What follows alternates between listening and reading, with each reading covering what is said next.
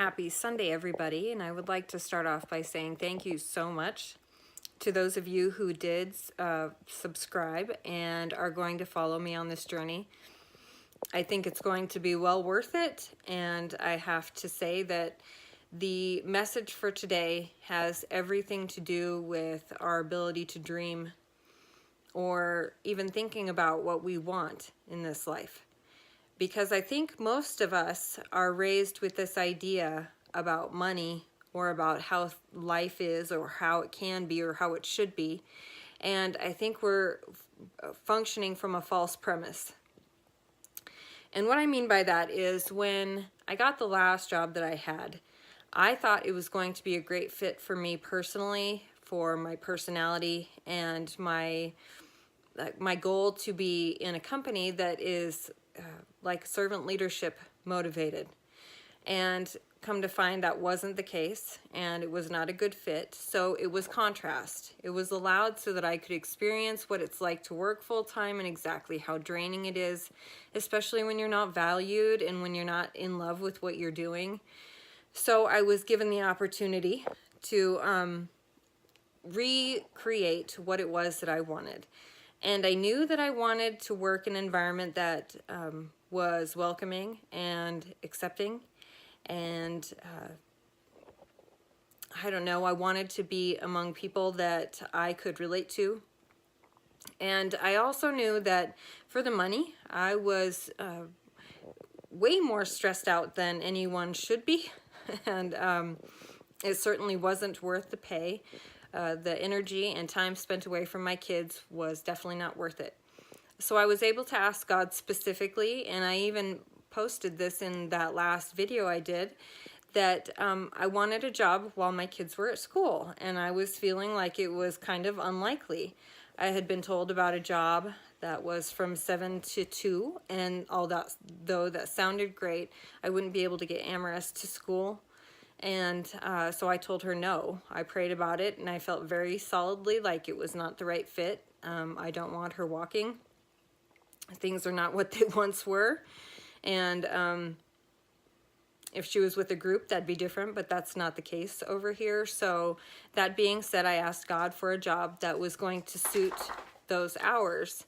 And right after I posted that video, I got the call from the lady at the Express employee temp services that they're willing to allow me to come in from 8:30 and leave at 3, Monday through Thursday. So I have another day, and I'm asking God for a specific job at a specific place. So I look forward to being able to share that experience, strength, and hope with you guys. So that being said, I want to also kind of take a minute to think about what that looks like in your life. God can't bless us with what we want if we don't even know ourselves. And we can't ask him for it if we don't know what it is.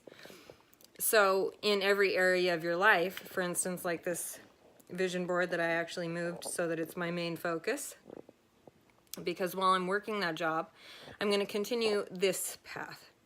I believe that ultimately this is the path that he meant for me to pursue. My doggy's here. Josh, come here. You want to be on TV? Oh, don't squish my glasses.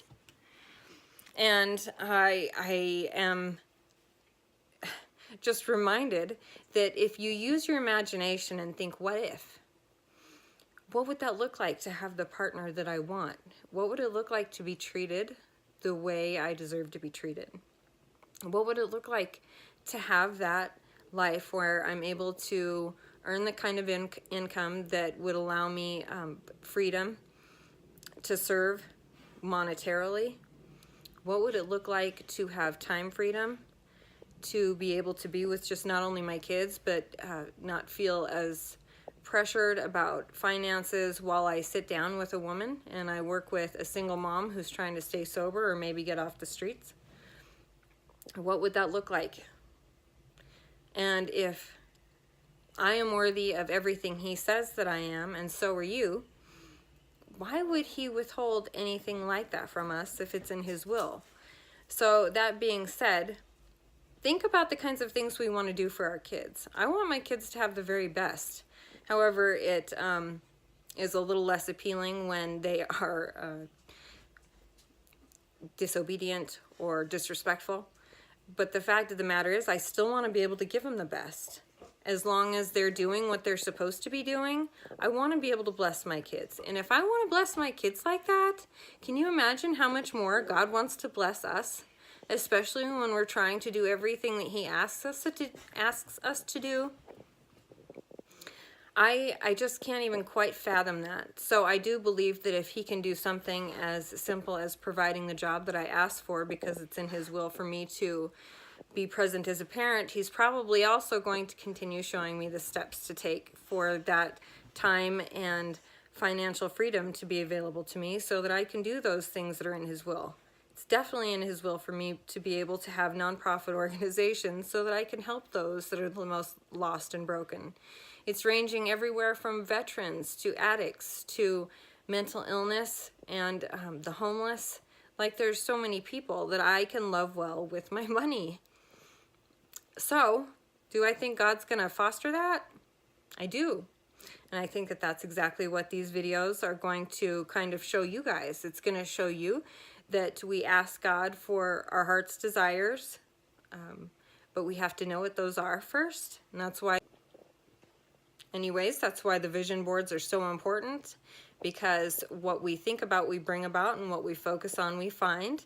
And our subconscious goes to work at finding those ways to acquire those luxuries and gifts. It's not like we wave a magic wand.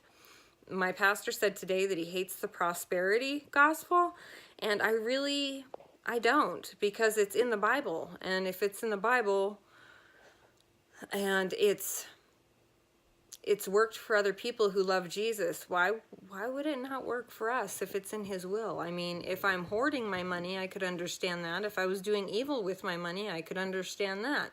But if I'm going to help the most lost and broken with it, I can't imagine Him withholding that from us.